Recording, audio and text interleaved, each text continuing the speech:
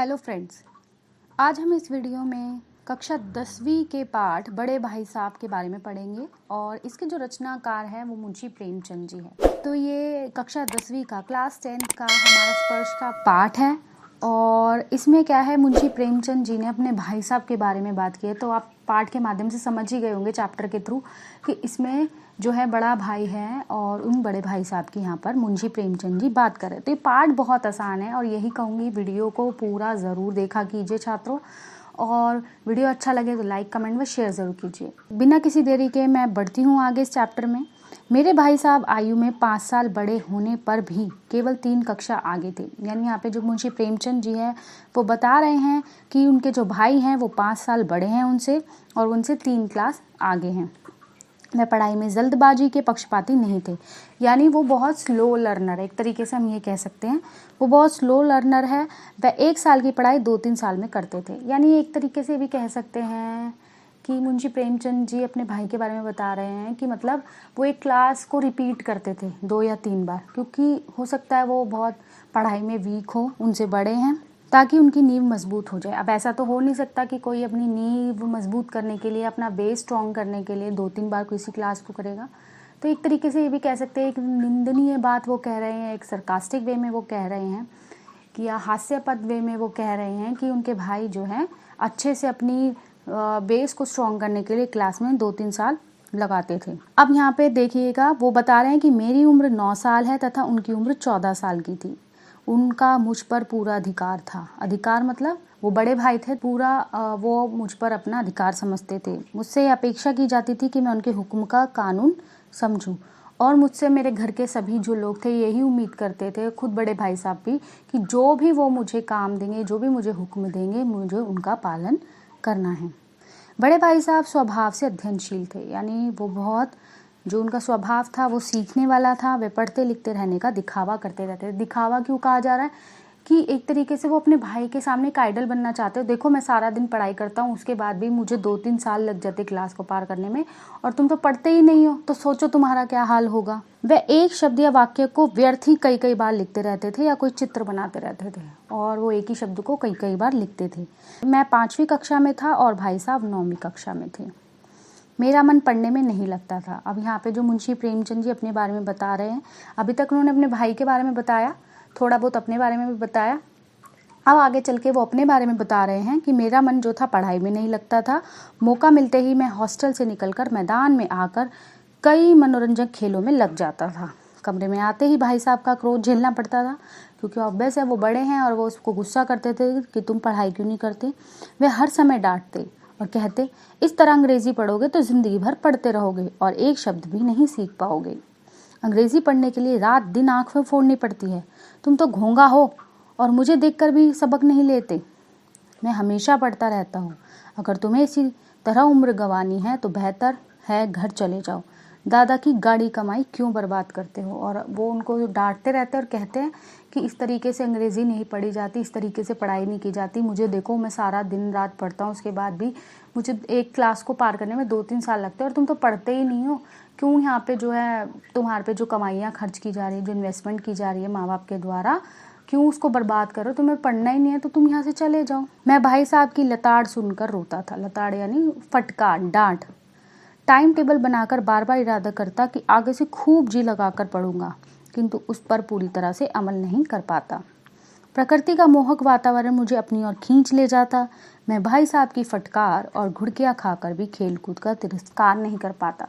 यानी वो बहुत कोशिश करते थे प्रेमचंद जी पढ़ने की, पर वो नहीं पढ़ पाते थे, क्योंकि उनका ज़्यादा एक उम्र होती है बच्चों की, खेल में ज़्यादा इंटरेस्ट होता है।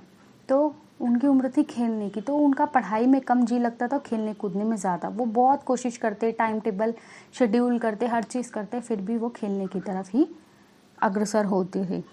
आगे चलकर एनुअल परीक्षा में, यानी वार्षिक परीक्षा में, तो कक्षा में प्रथम आया। यानी मुंशी प्रेमचंद जी जो थे पूरे साल पढ़ाई नहीं करते थे, मतलब ऐसे ही रैंडमली पढ़ाई करते थे। ऐसा नहीं कि सारा दिन लेके बैठे रहते थे, तब भी वो क्लास में प्रथम आए और भाई साहब फेल हो गए। यानी जो दिन रात कॉपी किताबें लेके बैठा रहता था वो फेल हो गया, और जो कुछ भी नहीं पढ़ाई करता था वो क्या था, पास हो गया। अब केवल 2 साल का अंतराल रह गया, यानी जो क्लास का गैप था, जैसे कि मुंशी प्रेमचंद ने अपनी क्लास के बारे में भी बताया था और अपने भाई की क्लास के बारे में भी बताया, तो अब वो अंतराल जो था वो कम हो गया। मैं भाई साहब को कहना तो बहुत चाहता था पर चुप रहा। पर एक दिन भाई साहब मुझ पर टूट पड़े। इस साल पास हो गए हो और दर्जे में अव्वल आ गए हो तो तुम्हें घमंड हो गया है। घमंड तो बड़े बड़े का नहीं रहा, तुम्हारी क्या हस्ती है। यानी जो बड़े भाई साहब थे एक तरीके से खिंच गए थे कि ये तो पढ़ता नहीं था, सारे दिन खेलता था, अपनी लाइफ को एंजॉय करता था, तब भी ये फर्स्ट आ गया और मैं पढ़ता रहता था तब भी मैं फेल हो गया। तो उनको लग तो रहा ही होगा ये मेरे लिए कुछ सोच रहा होगा, तो उन्होंने उसके कहने से पहले ही जो थी ये सारी बातें क्लियर कर दी। उन्होंने रावण के घमंड का उदाहरण भी दिया। उन्होंने आगे की कठिन पढ़ाई से भी डराया, इतिहास और ज्योमेट्री की कठिनाइयों का उल्लेख भी किया। परीक्षा में पास होने के लिए बहुत कुछ करना पड़ता है, समय की पाबंदी पर 4 पन्नों पर लेख लिखने को कह दिया। अब इस जरा सी बात पर 4 पन्ने कैसे लिखें। स्कूल का समय निकट था, भाई साहब की उपदेशमाला जारी थी। भाई साहब ने अगले दर्जे की पढ़ाई का भयंकर चित्र खींचा था और जो बड़े भाई साहब थे उन्होंने डरा दिया कि चलो इस बार तो तुम तुक्के से पास हो गए और फर्स्ट आ गए, लेकिन आगे की पढ़ाई तो बहुत मुश्किल है, हिस्ट्री पढ़नी है, ज्योमेट्री पढ़नी है, इतनी डिफ़िकल्ट है, तुम कैसे पढ़ोगे। यानी उसको डराने लगे कि मैं तेरे से बड़ी क्लास में हूँ तो तुझे लग रहा होगा कि मेरी पढ़ाई बहुत आसान है, लेकिन मेरी पढ़ाई बहुत मुश्किल है, तू तो बिना पढ़े भी पास हो गया तुक्के से। फिर सालाना परीक्षा हुई, फिर दोबारा से एनुअल एग्ज़ाम हुए। संयोग से मैं तो पास हो गया और भाई साहब फिर फेल हो गए। यानी बड़े भाई साहब इतना पढ़ते थे तब भी वो फेल हुए जा रहे हैं। कक्षा में फिर प्रथम आने पर मुझे खुद अचरज हुआ और फिर से जो थे प्रेमचंद जी थे क्लास में फर्स्ट आए और वो खुद शॉक्ड रह गए। भाई साहब ने कठोर परिश्रम किया था फिर भी बेचारे फेल हो गए। सिर्फ कॉपी किताबें खोल के बैठे रहने से पढ़ाई नहीं होती। ये नहीं कि कॉपी किताबें खोल के आपके दिमाग में कुछ और चल रहा हो, आपको मेंटली फिजिकली हर तरीके से वहाँ पे प्रिपेयर होना ज़रूरी है। मुझे उन पर दया आती थी। अब मेरे और भाई साहब के बीच केवल 1 कक्षा का अंतर रह गया था। अब भाई साहब कुछ नरम पड़ गए थे, बस समझने लगे थे कि अब मुझे डांटने का अधिकार उन्हें नहीं था। यानी ऑब्वियस ही बात है, वो बिना पढ़े मतलब ज़्यादा ना पढ़ के कम पढ़ के भी फर्स्ट आ रहा है और वो सारा दिन रात पढ़ के भी कुछ फेल हुए जा रहे हैं, तो उनको भी अंदर से एक ग्लानि थी या एक अंदर से उनको वो था कि मैं इसको किस मुंह से बोलूँ, मैं किस मुंह से इसको डांटूँ, क्योंकि मेरे डांटने पर भी खेलने पर भी तो फर्स्ट आ रहा और मेरे पढ़ने पर भी मैं पास नहीं हो पा रहा। अब मेरे मन में बात बैठ गई कि मैं पढ़ूँ या ना पढ़ूँ, पास तो हो ही जाऊँगा। एक दिन शाम के समय में हॉस्टल से दूर कनखौआ लूटने के लिए जा रहा था। सहसा मेरी मुठभेड़ भाई साहब से हो गई। उन्होंने काफ़ी डांटा फटकारा। कनखौआ यानी पतंग लूटने। उन्होंने कहा कि एक ज़माना था जब 8वीं कक्षा पास करके नायब तहसीलदार हो जाते थे।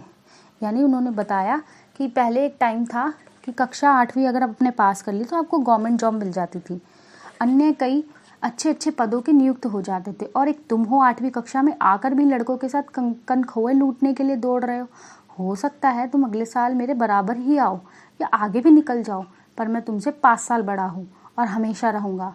समझ किताबें पढ़ने से नहीं आती, दुनिया देखने से आती है। घर का कामकाज और खर्च का हिसाब घर के बड़े बूढ़े ही ठीक प्रकार से रख पाते हैं। मैं भाई साहब की युक्ति के सामने नतमस्तक हो गया। तब मुझे अपने छोटेपन का अनुभव हुआ और भाई के प्रति श्रद्धा उत्पन्न हुई।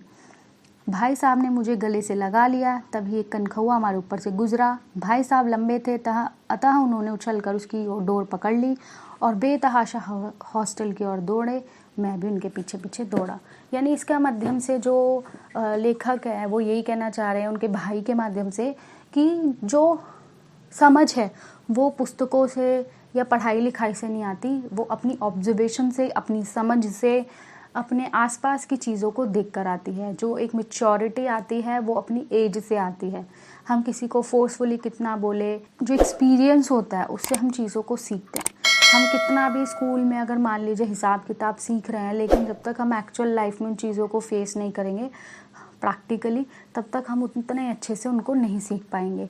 तो प्रेमचंद जी यही कहना चाह रहे हैं कि उनके बड़े भाई साहब चाहे पढ़ाई में वीक थे, लेकिन वो बहुत समझदार थे, एक मैच्योर इंसान थे, जिन्होंने उनको अपने भाई को बहुत अच्छे से समझाया। क्योंकि ये हो ही नहीं सकता कि जो इंसान पढ़ता लिखता नहीं है वो बददिमाग है, या जो इंग्लिश नहीं बोलता तो वो मूर्ख है। ऐसा कुछ नहीं है। आपकी नॉलेज, आपकी भाषा, आपका ज्ञान ही आपको आगे ले जाता है। और ज्ञान सिर्फ किताबों का ही नहीं होता और चीज़ों का भी होता है। तो इस तरीके से यह पाठ यहाँ समाप्त होता है। होपफुली ये चैप्टर आपको अच्छे से समझ आया होगा। कोई डाउट हो, किसी भी तरह का कोई दिक्कत हो तो चैनल में जाके नीचे कमेंट सेक्शन में जाके कमेंट ज़रूर कीजिए। वीडियो अच्छा लगे तो लाइक कमेंट व शेयर ज़रूर कीजिए और आगे नोटिफिकेशंस को पाने के लिए चैनल को सब्सक्राइब करना व बेल आइकन के बटन को प्रेस करना ना भूलिए। धन्यवाद।